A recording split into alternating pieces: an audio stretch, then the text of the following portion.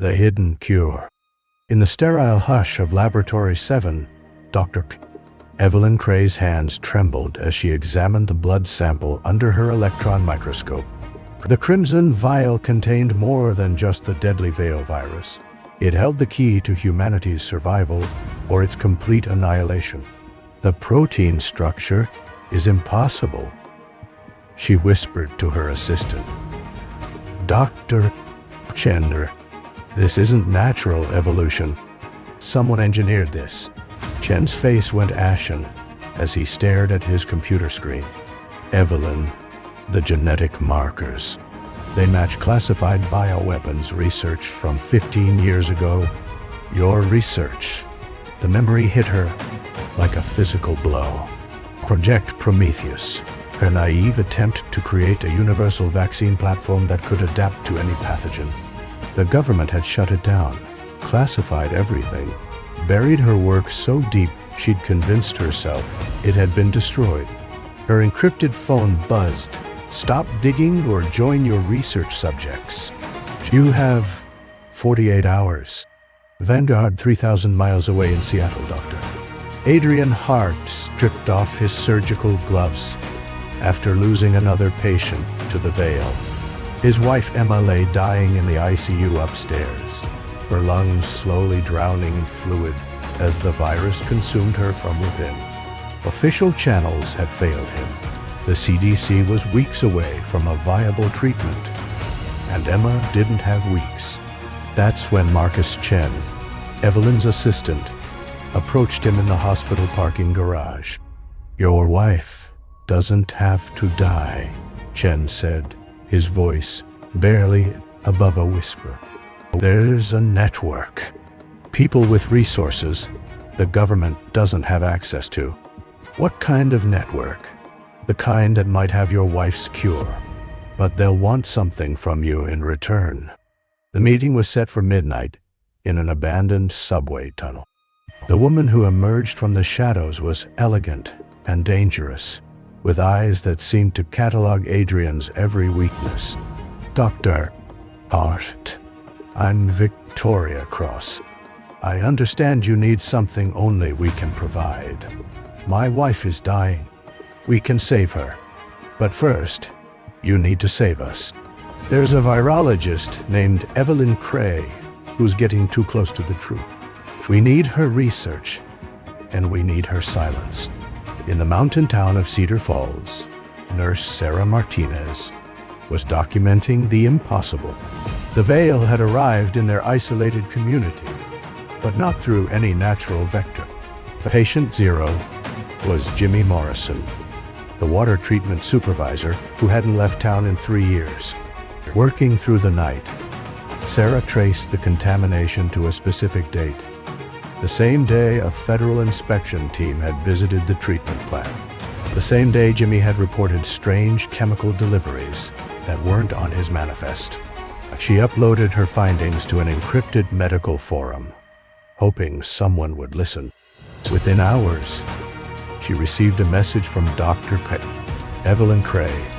The video call connected Sarah to both Evelyn and, surprisingly, Dr. Chuck. Adrian Hart. Evelyn's lab was in chaos. Files scattered, computers wiped, Chen missing. They took everything, Evelyn said. But I still have the original Prometheus data. Sarah, your contamination pattern proves this is a field test. Cedar Falls was deliberately infected. Adrian's voice cut through. My wife has maybe 12 hours. These people, Vanguard, they say they have a cure, but they want me to betray you both.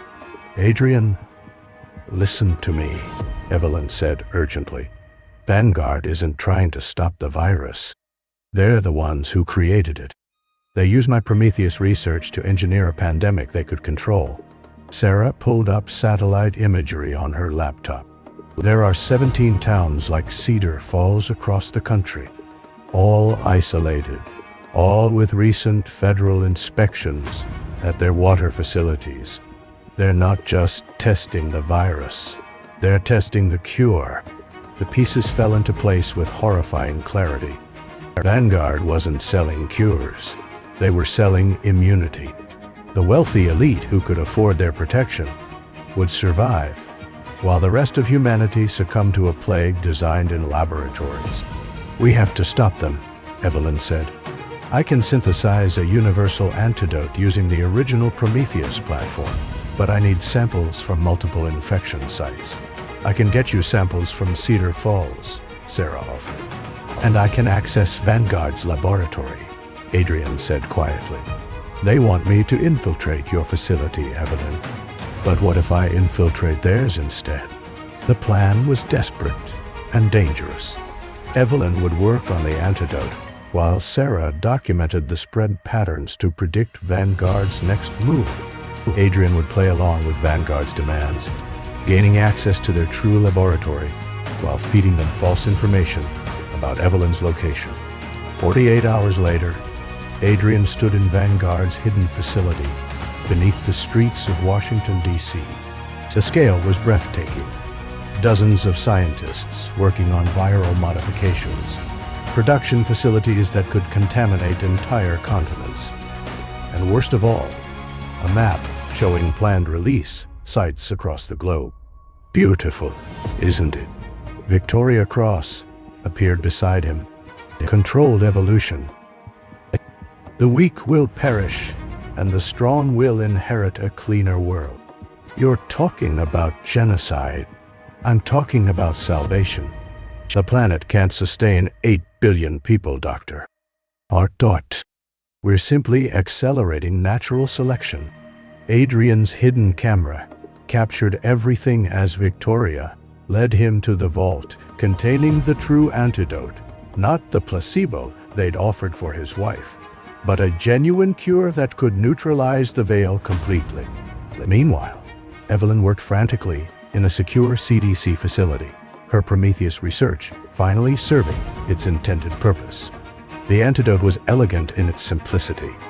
A modified virus that would spread as easily as the veil, but carried genetic instructions to neutralize the original pathogen. Sarah's analysis revealed the terrifying timeline. Vanguard planned to release the veil globally within 72 hours, targeting major population centers, while their elite clients remained safely in isolated compounds. The convergence came in Vanguard's main laboratory. Adrian had transmitted the facility's location to Evelyn and Sarah, who arrived with a CDC strike team just as Vanguard prepared for global deployment. But the confrontation was swift and brutal. Victoria Cross stood over a console that could trigger releases worldwide, her finger hovering over the activation button. "You're too late," she snarled. "The future belongs to those strong enough to seize it." "No," Evelyn said, holding up a vial of her antidote. "The future belongs to those compassionate enough to protect it." Sarah had anticipated this moment. Her analysis of Vanguard systems revealed a critical flaw. Their deployment mechanism relied on the same water treatment networks they'd used for testing. She'd already introduced Evelyn's antidote into the system. As Victoria pressed her button, instead of releasing death across the globe, the network pumped life-saving medicine into the water supplies of every major city. The veil pandemic ended not with a whimper, but with the quiet hum of treatment plants, carrying hope through pipes and reservoirs to millions of grateful recipients. In the aftermath, as Vanguard's conspiracy unraveled and its members faced justice, Evelyn, Adrian, and Sarah stood together outside the CDC headquarters. Adrian's wife had recovered, Cedar Falls was rebuilding, and the world had been given a second chance. "Do you think we learned anything?" Sarah asked, watching news reports of communities coming together to help veil survivors. Evelyn gazed at the vial of antidote in her hands, her life's work finally used for its intended purpose. "We learned that science, without conscience, is humanity's greatest threat. But we also learned that when people choose to trust each other, no conspiracy can stand against them." Adrian nodded, thinking of his wife's recovery and the thousands of others who would see another sunrise. The question isn't whether we learned, it's whether we'll remember.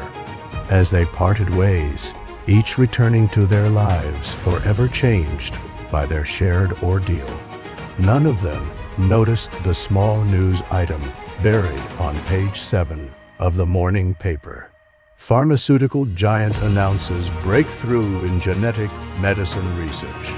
The fight for humanity's future, it seemed, was far from over. And